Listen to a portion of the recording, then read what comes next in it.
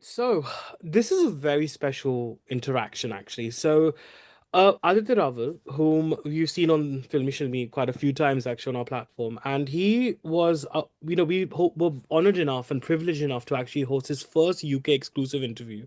And today, the absolutely wonderful fresh talent that is joining us, Samara Tijori, this is her first UK exclusive interview. So I am absolutely thrilled and I'm really, really deeply honored to have both of them together as well as they celebrate the success of their Prime Video series Daldal, which is by Abundantia Entertainment and of course Suresh Triveni, directed by Amrit Raj Gupta. It's a wonderful, wonderful series. Definitely needed a hot chocolate after watching it because it was quite intense. But it's great to have you both, Adi and Samara. Welcome and congratulations. Thanks for Thank having you. us, man. Thank you for having Real us. pleasure as always. Right. So I think the first question really is pretty much as I just said. Like I needed a hot chocolate after watching the series because it really was so much, to handle as consumers. I mean, for you, when you were presenting this story, Adi will go with you and then Samar, I'll come to you. Um, how emotionally, mentally taxing was it to sort of be in that daldal of a daldal? So I would say, I mean, look, mentally taxing, emotionally taxing while doing it, yeah. But I think it was more physically taxing because, we did a lot of long shoots, a lot of night shoots. Most of our stuff is at night. So that stuff was actually much more, at least on me, that took a greater toll. But yeah, man, I mean, look, it was also every night, I think, or every morning rather, we went home after a night's work. um, you really felt fulfilled, you really felt like, yeah, we've done something today. Good, bad, you don't know, but it's something substantial and you've pulled something out of you that perhaps you didn't know you had. That was like 80% of the nights or mornings. So that was actually really special. Right, no, absolutely. Samara, what about for you? Because this was I mean, see, Adi, you've played kind of characters that have been rough on the edges before and Yeah. have been on the fringes, like we've mentioned earlier in our earlier interactions. But I think, Samara, this was a very big deep dive for you into Yeah. exploring a character that is extremely volatile and violent in the same vein. What was your process like, I think, of trying to understand the emotional and mental grammar of the character? I think there was a lot of reading involved, a lot of it. And I've always been invested in criminals and I wanted to pursue criminology. So I had kind of read up a lot of stuff and I feel like somewhere I manifested this part. Oh, I'm oh not wow. sure. But I think I had focused so much on it when I was studying psychology that I had read up a lot before, but I think to play this person, I had to really, really, I mean, it wasn't just then reading for fun. Like there was a reason behind it. I also met a psychologist, which we all did actually, for the show. Her name is Ankana. We worked with her, and I think she really helped me in a lot of ways because I kind of discussed a lot of the psychology behind Anita Anant because she is a girl, been brought up like a boy. It's very different. I mean, your from your developmental stage, it's different. How you would grow up as a girl and how you would grow up as a boy, and how Mm. that would shape you. So that really, really helped me actually understand that. And as for the emotional aspect of it, it was exhausting. No, I can Because imagine. But I'll tell you what, though, just now thinking about when I said that this was a deep dive for you, but you earlier did a film called Bob Biswas, which yes.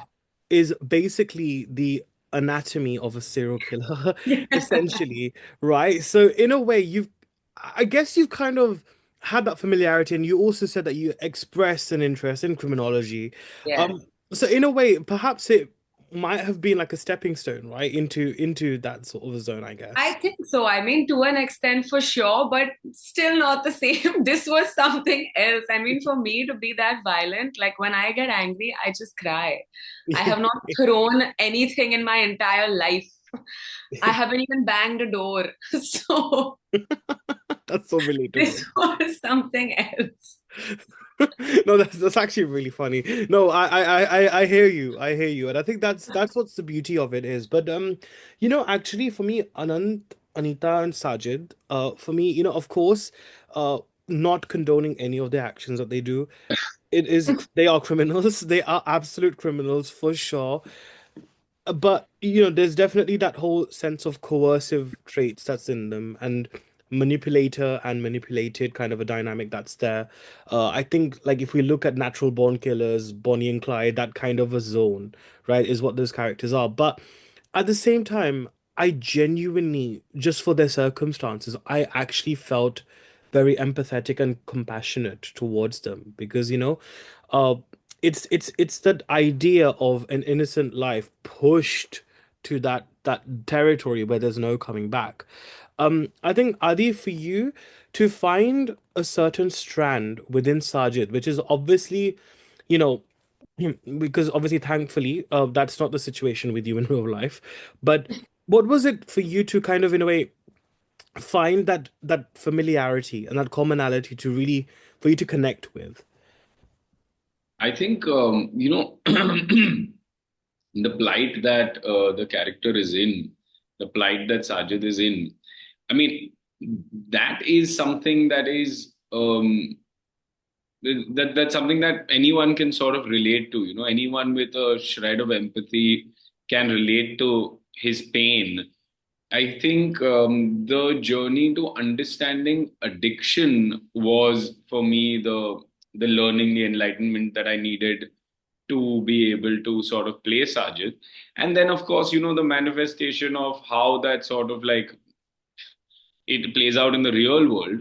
That is, of course, a lot of it is the writing. And, there's once you understand where it's coming from and what the state of mind of someone like him is, you can understand also the actions, of course, not condone them, this, that, and the other, but to be able to play them, you must sort of be able to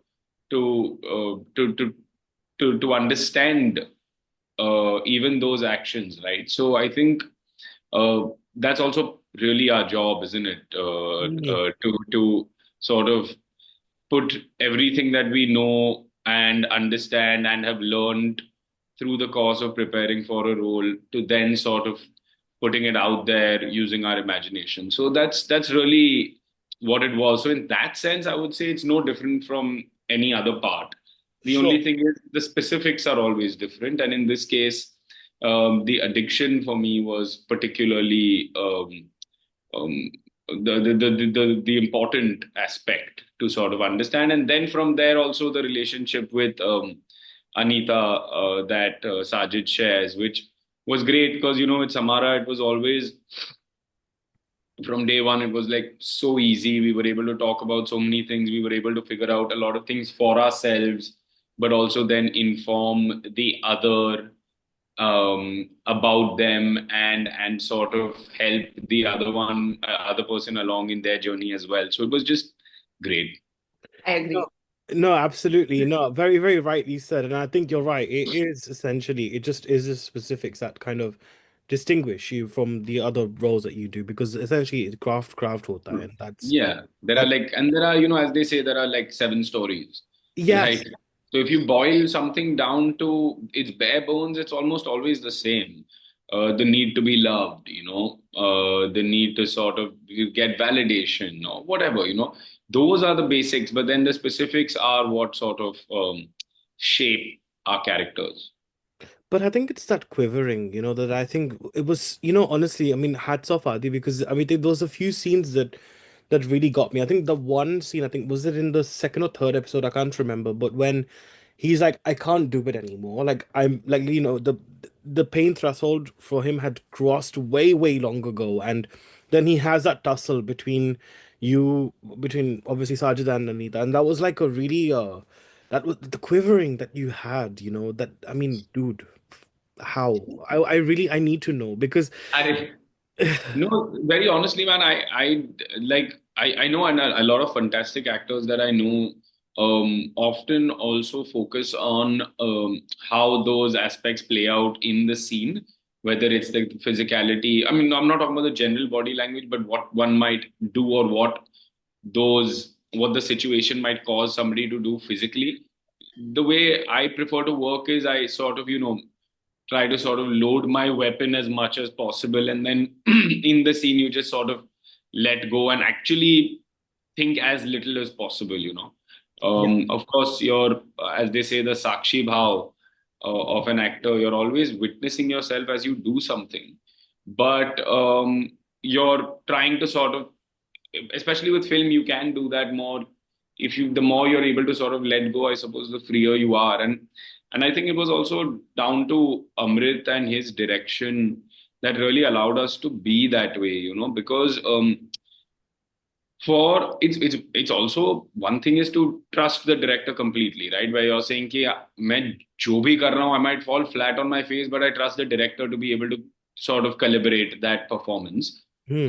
But the other is also for the director to make you feel free in a way that Amrit did, where it was like never once did you have any inhibitions about doing something, about trying something that might look absolutely silly. I'm sure there's a lot of stuff on the edit room floor, as it were, that might have us looking rather silly, but it's the trust that you have in the director, in the take that he has okayed, and of course in the fantastic, fantastic editor Shiv Kumar Panikar, who's just having the most incredible few months.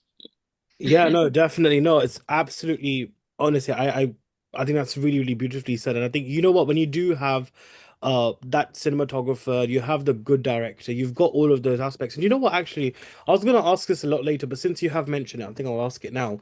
Um One thing that really stood out to me about Daldal was the color palette that was chosen. I really felt like it's a very beautiful fusion of Amrit's sort of perspective in filmmaking and his voice, where you've obviously had like Bachelors, he's done a Good Luck, where I think he, through your character specifically, that's where we could see that side of him creeping through, because that was very youth centric. His films have always been about ambition and society, and how society also uh witnesses what the ambitions and the voices of the youth are. But then you also had Suresh Triveni's kind of like pulsating thriller aspect, where you had like a woman who's got agency, right? Like she's got an agency, but yet she's also broken within. And then it's that blue, icy cold color palette that was very Jalsa-esque. These two fusions, I think, coming together worked. I mean, in a way, they're kind of poles apart, but yet it kind of works so beautifully. I would like to know actually, Samara, I'll come to you first, and then Nadia, I'll come back to you as well. What impact does the color palette have actually on you as an actor? And when you do have these two staple minds in the sense of, signature sort of storytelling tropes that they've had already, how does that all come into play for you as an actor as well? I think um, I mean, we have Rakesh Haridas, who was our cinematographer, who, when we used to watch some of the shots on the monitor, we hardly did, but when we did, because certain things, we were really wondering how he's shooting those. And we were blown away, like on set in that moment itself, because we said, okay. And I think that built a lot of trust from our end towards him, towards Amrit, towards, I think Suresh sir also at one point was like, I don't need to come to this set that often. I know it's going well. He also felt that. And I think that collectively we were floored by, the locations that we picked, because we shot in all real locations. Hmm. And I think it helped so much to be able to do that, because we've shot in places that I have never seen in this city. I didn't know those little pockets even existed. To be shooting under the ceiling, we never thought we could do that. And when we saw those shots, when we saw what it was looking like, how it was lit, it I think the world just came together and I think I could speak for both of us here, because both of us knew that we were one in the right hands, and two, it never took away the character from us. So I think more than anything, it just helped a lot, and it had the desired effect on us and our minds. Yeah, definitely. Mine's is It really did. that Also, definitely. I think that's also the majesty of the cinematography and the work in post, right? So Yeah, the sometimes what grading. happens is you see a shot on a Shogun or whatever, if or a monitor or whatever, and it might be impressive, or you might not actually understand the true depth that exists in the shot when it comes to color, when it comes to those sort of things. And then but the cinematographer has it in his mind, Yeah. right? And then you have these fantastic people at Bridgepost Works to sort of color our show, which is just they're just great. Hmm. So I think, yeah, it's that added layer also which really sort of makes what we see on screen, and often take for granted. Definitely, no, for sure. I think what I was very fascinated by, and I remember telling Bhumi this actually, because I had to instantly just tell her about the show because it really I resonated very and empathized a lot. I think resonated is a very dangerous word to use here, but I empathized a lot actually with the characters, especially like her character and Anita as well, because Sajid as well for that matter. But I think it's that sense of loss of innocence. I think that all the characters go through. I mean, the fact that there's literally a really brittle thread that literally separates the Rita from Anita, Bhumi's character from your character, Samara. I mean, it's only just a matter of the brain switching, and we've seen that Yeah. as well. Yeah. There's little shots where she's like, also almost trying to commit the murder that the murder actually happens. Yeah. Initially, I thought it was like a premonition or something, but it kind of makes sense when I go back now. Like, oh my God, that's exactly how decayed her brain is and her mindset is. So I think going back to what your character goes through, Samara, there's a lot of layers here. There Yeah. is the fact that she's trying to find identity. She's trying to, I mean, she's kind of Russian, she's Indian, but yet she's neither. Yeah. She's kind of her mom was, a sex worker. Her dad was a cop, who was killed. But so she was basically in a limbo, right? She was in an identity limbo, and I would love to know for you to explore that side of it would be very, very interesting. How did you kind of approach that kind of angle and that layering as well? So for me, I first actually, and I just realized, I mean, I remembered it yesterday and I said, why haven't I talked about this? I did this because I went to Mm. Grant Road. Uh, I went and visited like a, a dance bar situation where a lot of these women live Mm. also and work as well. And I drove through Kamathipura. We weren't allowed to get off there, Oh. but or get down there. But I did drive through it, and I just kind of just observed what I could. But Grant Road, I actually went there and met a lot of the women there. Obviously, we got permission to do that. We went and we met those women, and I was talking to them just in general, and I could sense those women would give away nothing. Like, their children were there. I spoke to their children because they were living with their children over there. I went and met a bunch of these teenage girls and I just spoke to them. I said, how is it staying here? What is it like? And they were like, we have fun. And I saw them playing, I like had an ice cream with one of the little boys who were there and spoke to him. That I got to see that side because I really needed to understand what it would have been like for me as Anant to grow up in that atmosphere. Um, and of course, there is that scene with the mother where she says that, I'm being teased and being called a girl. And then the mother keeps kind of reinforcing the fact कि तू जय आचार्य का बेटा Mm. है, that's not the case. So for that aspect, I had to meet Zankana and I had to understand from her because I still have some of the notes on my phone that I spoke to her about, but um, I kept writing down whatever she was saying because literally, I mean, a boy being brought up is so different from a girl. And it's so interesting to know that because literally by the age of about 1 or 2, you already know the difference between a man and a woman, and it's quite strong in your head. Mm. And this girl did not know that for very long. And because of what's happened with her mother, because she's literally in her arms, all of that, the whole, falling situation, all of that that happens, which you see in the show, she is someone who is extremely hyper vigilant. There's not a moment that she's relaxed. No. I think the Yeah. only time she feels that way is when she's actually killing, Mm. because that for her is relief. And it's like, okay, now I'm healing. But that's it. So I think to stay in that mindset was obviously exhausting. And it also took me a really long time to kind of understand that headspace. But I drew a lot from my life as well. I mean, I've had moments that I have been a bit manic on the inside, but this time I just had to bring it out.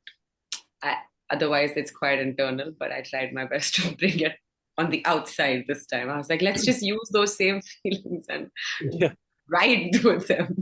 But you know what? Yeah. Which is a great achievement, because she is one of the most well-behaved people I have in general. So, really good work.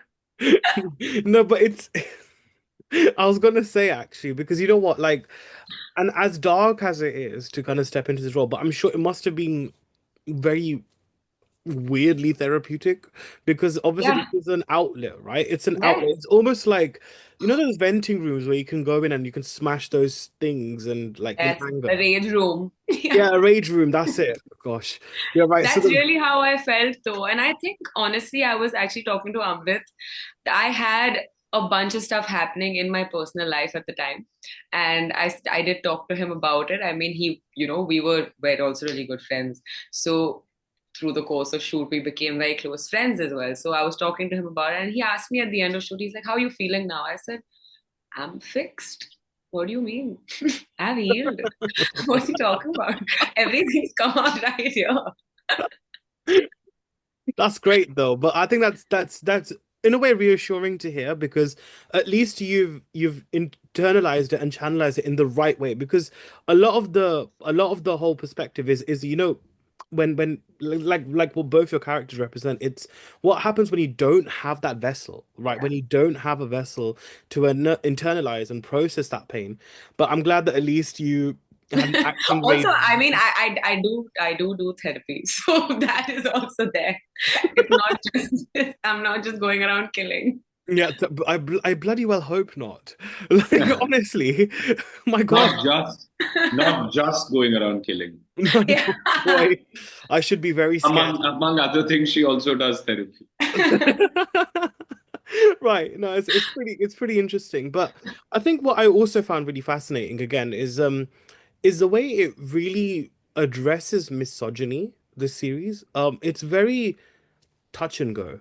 And I think that's a very good Abundantia trait, and also a Suresh Triveni trait as well, because I feel like in all of their titles, there's always been that sense of uh women sort of navigating this sort of patriarchal world, but without it necessarily being a gender-driven story, or the gender basically hogging the limelight from the other important cinematic aspects of the film, of the series rather.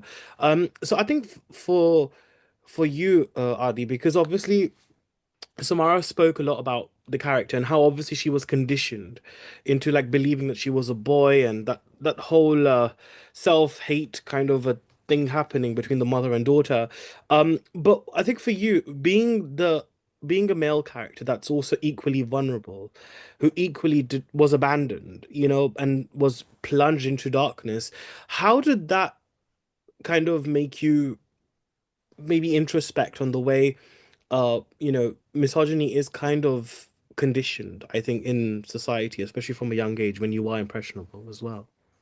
Yeah, I mean, look, I think that is something we realize day in, day out, as we grow up, as we learn new things, as we see how the world functions, especially as actors. I mean, the way a woman gets feedback, especially from regular audience members, and the way a man gets feedback, even if on the internet, is poles apart, right? So True. you realize that conditioning not just in the world, even in yourself as you sort of grow up.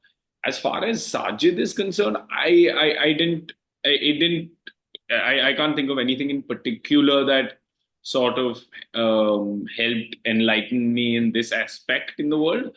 But the story, like you said, Abundantia, Vikram Malhotra sir, Suresh sir, their choices in of stories, the way they tell those stories are absolutely, like you said, they're there's a strong strand of feminism that runs through them without screaming it as much, right? It's not making an announcement of its sort of feminism or its progressive outlook, which I think is just great, because that's the thing, right? With storytelling, if you can put forward your point um, in an engaging, entertaining story without it feeling like you're putting your point across, I think that's magic, right? And I feel like Suresh has done that both with Tumhari Sulu and Jalsa. He's done Correct. that so well. And, I think, again, like this script was also the way it was written. You could see that it's all there, but nobody's sort of screaming it from the rooftops. True. And I think that itself is quite, haunting actually for society. And I felt like that's the sort of feeling we had whilst watching Daldal. It felt like, because it's interesting, I said this about Mardani as well, but I think even with Daldal, it feels like the camera was just there and you're like literally silently observing. It kind of, I think the feeling that I got after watching Daldal, it reminded me of how I felt after watching Patalok a few years back, because in Patalok there was no catharsis. It's Yeah. literally like it's literally like a Hathora Tyagi, quite literally. Like Mm. literally, it's like bludgeoning you each Yeah. time. This actually felt like a rut. Like every slow-paced episode felt like you were like literally, it was like quicksand. It was just literally taking you in, ironically enough. And I think that's the beauty of it. And I mean, kudos to you both for actually really delving into You that. know, But yeah, go on. also when I did cut my hair, it was very, very interesting Oh, uh, to see this in real life and not on screen. That wherever I would go, if I wasn't dressed, basically, like for example, what I'm wearing right now. Okay, right. what I'm wearing right now. If I was wearing what Adi's wearing, and I had his hair, I was. Everyone has called me sir. Oh, seriously? Yeah, damn. Literally, because you're just conditioned. Okay, short hair, boy, long hair, girl. It was actually very interesting to see that. And Mm. I'm just sort of going back to what you were talking about the conditioning, about all of that, which I saw a lot actually through the phase that I was shooting in real life also. It, Yeah. yeah, and Also, there's an interesting anecdote actually that an actor colleague was telling me. She was, you know, she and a co-actor both were playing cops, and the moment she put on the uniform, and the people who didn't know they were shooting or whatever actually thought that she was a cop, it was like the world was looking at her differently. And when she remarked upon this to her co-actor, he actually didn't perceive that difference so much when he was wearing the uniform, because the difference in how the world looks at a woman and a man, like Samara said, exists, but the uniform at some level covers up that difference for the Yeah. woman, but for the man he seems to be getting just as much respect or maybe a little bit more. So right. that was also very interesting, I think, similar to Samara's experience. Oh yeah, very beautifully said. Thank you so much for sharing that. I think it's really interesting, and I think it definitely like kind of it questions that. But then I think also if we trace it back right to the 90s era, like for example, a film like Dushman. I mean, a really random example that's come to my mind, but like Kajol, for example, right? Like how she would like the one of the sisters, the twin sisters that she plays, one of them has a short hair, and then the other one has a longer hair. And the way that whole idea of how in a way representing what society thinks of women and how they condition gender is, I think, is very, very interesting and very intriguing. But also I find it really a bit much, if I'm honest, because I feel right now what we're seeing is this influx of so many crime, thriller, prison stuff that I just feel like what exactly is the universe trying to tell us? Are we all heading into prison? Because I, because I genuinely have no, like, I'll tell you what, because it's crazy, because I literally, we've had, like, obviously we've had Daldal, you've had Mardani 3. There's this really British, like, very hard-hitting British film coming out called Waste Man, which is literally a prison drama. We've had Bud 2, which is Yeah. all about jail and all of that. Kohra coming up on season 2 on Netflix. That's also about jail. I'm a little exhausted, if I'm a bit honest, and I'm very disturbed because I just think that it's literally been non-stop. I don't know if this is all because suddenly these projects have been in the pipeline and suddenly now they're getting fruition and releasing. I would like to know about you actually and understanding the industry trend that's going on at the moment with this whole law stuff and criminal stuff because it is quite much, I think, to absorb. I would like to know. I mean, either do you want to go first about your Uh, perspective on all this? so, Yeah. I mean, I don't think it's particularly different from what it was maybe a year ago, 2 years ago, 3 years ago, in that last year, January, the releases were Patal Lok 2 and Black Hole. Oh, You oh, oh my God, Black Warren. Let's not even go there because that I honestly, do you know what? Yeah, that show, brilliant. But dude, I needed to watch like Mulan or How many something. hot chocolates did you need after that? Dude, too many. इसलिए तो ये हाल है. But yeah. But yeah, man. So you see, so I think that genre has always existed. It has always thrived. I think a couple of things, right? One is that no matter the genre, I think every maker wants to does their best to sort of have their product sort of be set apart from the rest. And Daldal, Black Warren, Patalok, they're no different in that regard, right? They all sort of do strive to do something different, right? Again, we go back to basics and specifics. But also, I feel like in the world we live in today, it is a very fraught place. It is a very sort of angry place where there are a lot of sort of pent up emotions and there is a lot of violence, there is a lot of rage. So to see that perhaps on the screen sometimes can be cathartic, sometimes can kind of make you feel emotionally what your body knows and what you feel or like on an intellectual level. Mm, So I think that sometimes like while watching the story, it allows me to feel emotionally the way I feel about the happenings in the world nowadays.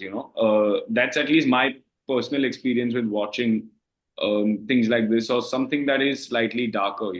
It sort of lets the world in a way which I think is really important to process what is happening in our lives and what we are experiencing on a day-to-day basis. But also, I think then what it does is it flips the script as you were at the end, where in the real world, 9 out of 10 times the bad guys, yeah, get off easy.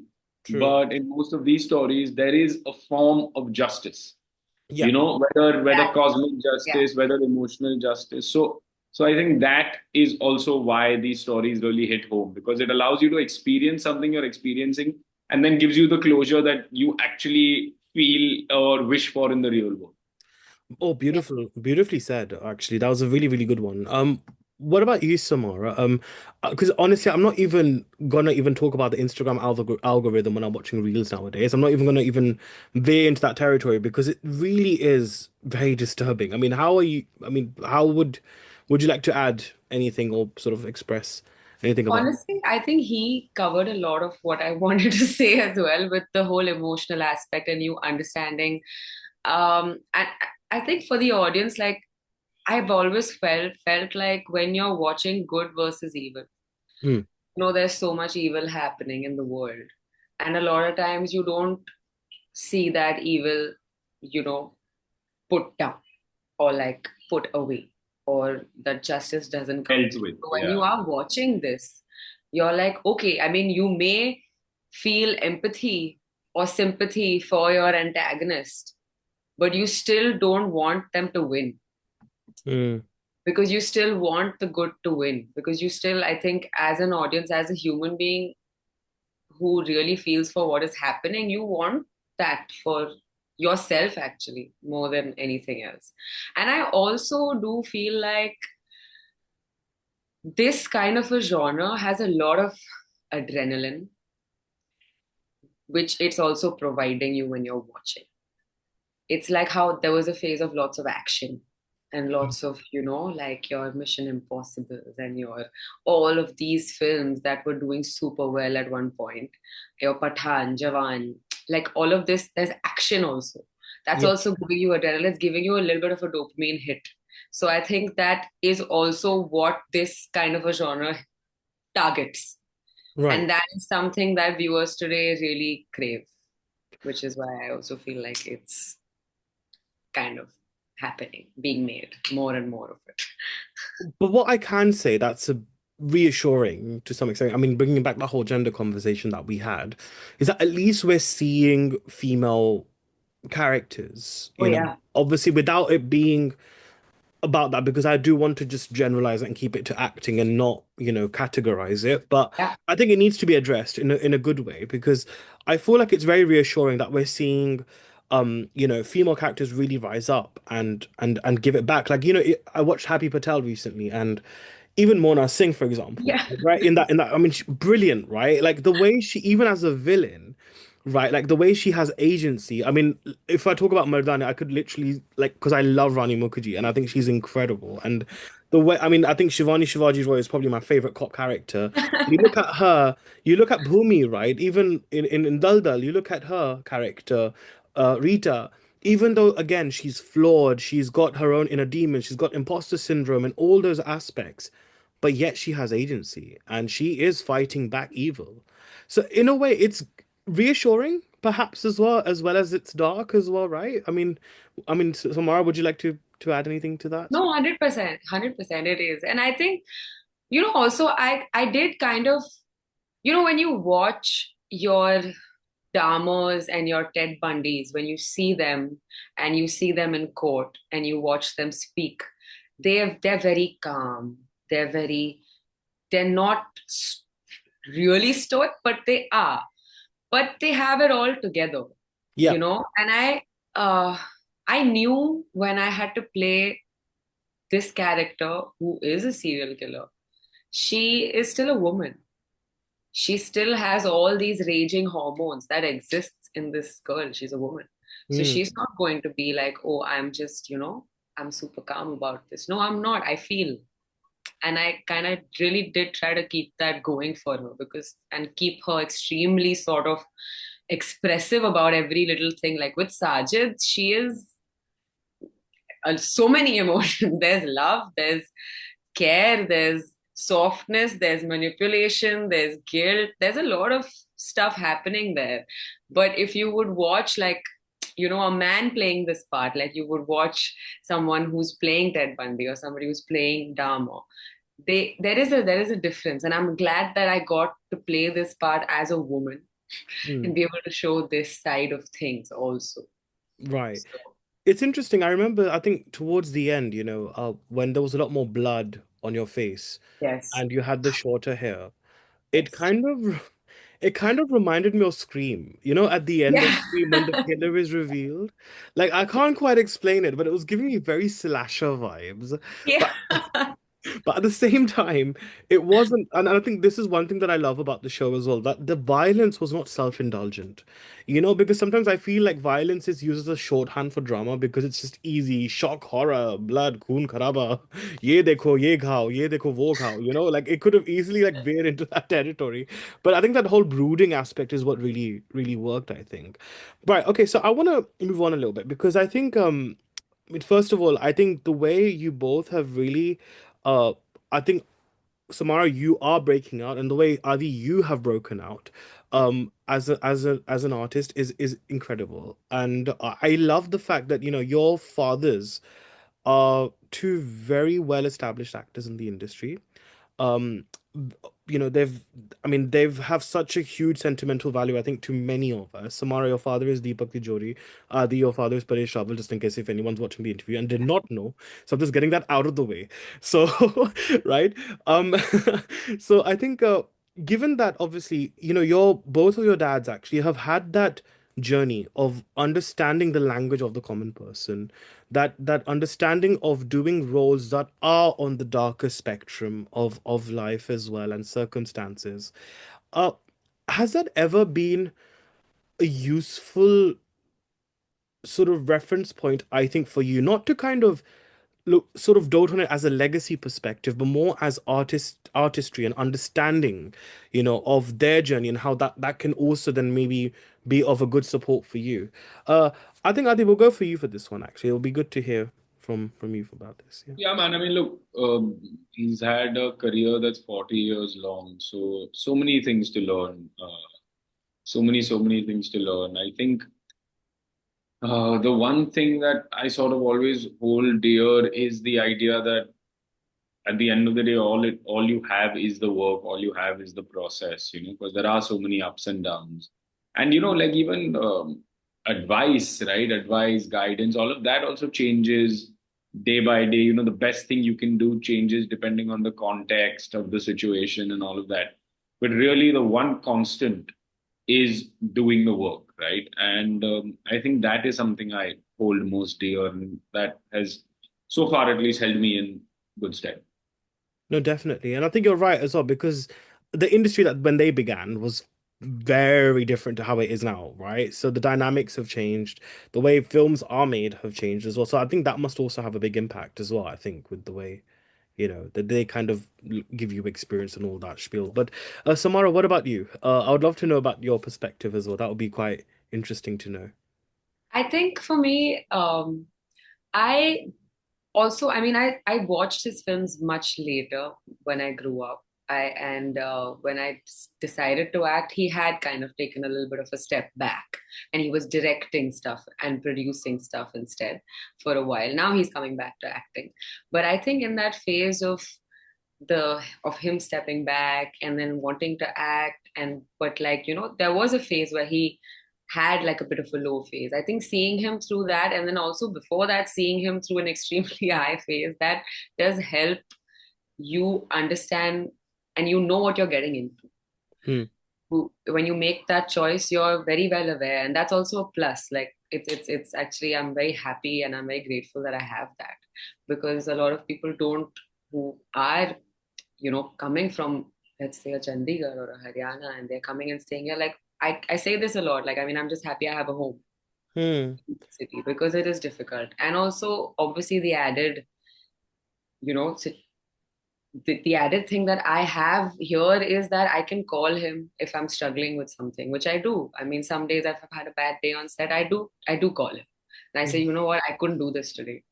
And I don't feel okay about it. But there will be him telling me that, yeah, okay, tomorrow's another day. We'll Yeah. figure it out, which is nice to hear. But I just know that I have that support. So I think it is. I mean, it does help. Right. I think the way the industry has operated for many years, it's always been about, I don't want to use the word box again because it makes it sound really shallow. But, it's the idea of what one would associate with what a hero or a heroine or a villain looks like. But I think what's happened now is that I think the surface is almost flattening, where talent is coming through, and it really is becoming a medium where it's like, if you suit the part, then it works. If it doesn't suit the part, then it doesn't work at all, no matter how much you try or how much you try to package it, right? And I think that must be very reassuring, again as well, because obviously it's no longer bound by by tags or titles. It's actually genuinely is on meritocracy now. So I mean, Adi, what's your thoughts on this? Actually, it would be nice to Oh, maybe. I completely agree with you. I think it's just great that people of all shapes, sizes, and colors can get the opportunity to play substantial roles now in a way that they never did before, So, of that, there is absolutely no doubt. It's ironic that it also happens at a time where, people say that the existence of the industry is under threat and all of those things, or, that there are sort of prolonged recessions and all of that. But I guess that's just part and parcel of being a part of an industry as large as this, right? There will be ebbs and flows, but this sort of shift towards providing a platform and providing a stage to all kinds of people to play really cool roles. I mean, just so grateful for that. So grateful for that because I imagine so many of us would not have had the opportunities that we've had if it was just for the stuff that we saw in the 90s. Perhaps in the 70s, 80s, there was still a nice, strong, independent film movement, Right. which I would argue is basically part of a cycle, isn't it? Yeah, So, absolutely. Yeah. because people like Om Puri and Nasir sir have had amazing careers, and they are not by any stretch of the imagination your quintessential chocolate boy heroes, right? So Right. I think it's always been the case, but of course there are sort of ebbs and flows. Again, it's cyclical. So I feel like seeing as we're at a decent end, or rather decent moment here is really fortunate for us. No, absolutely. Very well said. And again, it's just interesting. Sorry, Samar, I'm going to come to you as well. But I just want to point out that I watched this reel of, I think it was Mirch Masala, Ketan Mehta's film, and Smita Patilji was like doing Garba. And it was, I think it's a Gujarati film itself, actually, if I'm not mistaken. And honestly, I remember watching it way back, and I was like, wow, like, honestly, just I mean, oh, anyway, Smita Patil is just, I mean, that's exactly the effect she has. Like, she's just a legend. But anyway, sorry, Samara, a sort of question that I asked Adi, I'd like to ask you as well about that, reassurance that it is all about, the acting chops and Oh, no, for sure. For sure. I mean, all the three things I've done have all been OTT releases. My first film was on Z5. My second show is on Hotstar. This is on Prime. And I'm very, very happy that I, got the chance to test for all three things yeah, and to play these characters, to play these parts, because it's really nice. Someone asked me recently that, oh, you're playing a villain. Aren't you worried that you'll be, typecast? Did you ever think of this? I said, no, I didn't think of this. I felt for the character. I loved the script. And this is, I mean, for me, it's like I want to, why should I not play this person? Why not? Whatever you are, whether you're a protagonist, you're an antagonist, it doesn't matter, You're playing a character and you believe in that and you go for it. And I'm so happy that we are opening this up to so many other actors who have the capability, who have the skill, and who now will probably get a chance. So, of course, it is reassuring, 100%. lovely. On a final note, because I think it's wonderful that you said that, Samara, because I think I would love to know from both of you. I think going forward, uh, I mean, Adi, I think you have played a very, very good range of roles, I think, in your journey so far. Many of them have been on the fringes, as we've spoken about before, on the moral spectrum, on the fringes, as well as societal. I think what is the type of role that you're looking to really get your teeth sunk into, and even on from the writing front as well, because I think it's also important to acknowledge that you're also a very, very accomplished writer as well. So from both the acting and writing perspective, and then Samara, similar question for you as well. So I think what I'm really lucky about with writing is that I get to tell all manner of stories, especially the kinds that I hold very dear to myself, right? The ones I really want to bring out into the world. So that is often an independent endeavor for which I'm truly grateful to sort of have the ability to do. When it comes to acting, man, look, there are while a lot of things I've done. Are somewhat intense, they're also very, very different from each other. Right. So I think that for me is where I again go back to like the specifics, right? And I really enjoy finding different nuances in characters and how one sort of character is very different from another. But that being said, I've also there are a couple of things that will be out later this year Mm. that are even in mood markedly different from any of those things. So decidedly not on the moral fringes, if anything, diametrically opposite even.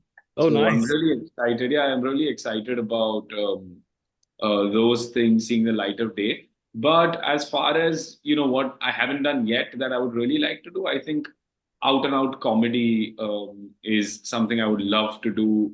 I often have sort of, a fair amount of humor in my writing. I've done a lot of comedy on stage. So comedy is something, and like an out and out comedy, whether slapstick or even subtler, but something that is not shy about calling itself a comedy. Because, what happens nowadays is because comedy is so specific, and what's funny to me might not be funny to you. Subjective, yeah. We're sort of hesitant to pitch something as a comedy. So one perhaps calls it a dark comedy, or a dramedy, or whatever else. But I want to do something that's unabashedly a comedy. Now that can be something as beautiful and nuanced as Carnage, or it can be something as wild a ride as any of the great Anis Bazmi films, the great Oh, Priyadarshan comedies. So yeah, I think a comedy.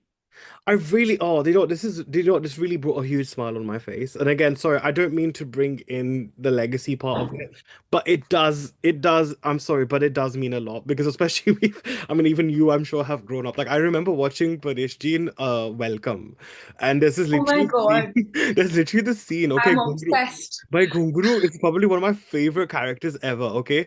Like, this is literally one scene.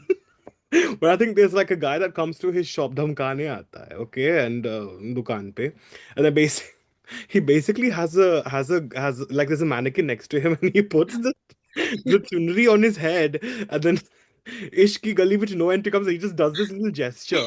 I was like, oh, like I don't know why. I would love to see you do this, Adi. Not to compare, obviously, with you and your Yeah, dad. no, no. I mean, I would actually love to have an opportunity to do something that's as wild as all of that. Yeah.